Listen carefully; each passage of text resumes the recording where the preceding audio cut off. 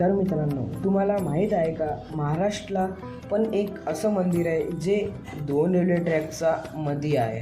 हां, मी गोष्ट करतो आहे एक इच्छापूर्ती सतीमाताचं मंदिर, जे अंमळनेरवरून 100 किलोमीटर अंतरावर आहे.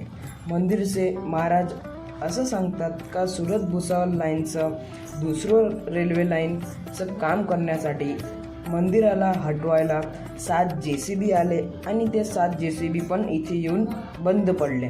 म्हणून रेल्वे प्रशासनाने एक नवीन ट्रॅक मंदिराचा बाजूलाच घेतला आणि मंदिर मध्येच राहू दिलं. तेव्हापासून मंदिराला खूपच प्रसिद्धी भेटली आणि भाविक लोक मंदिरात येतात, दर्शन करतात आणि इच्छा पूर्ण झाल्यावर तांबट पितळाची घंटी चढवतात, अर्थात प्रसाद पण चढवतात. आणि हे मंदिर महाराष्ट्र बाहेर पण खूपच प्रसिद्ध झालं, लोकांची मान्यता आहे आणि महाराष्ट्रामध्ये जागृत स्थान म्हणून हे मंदिरला सांगितलं.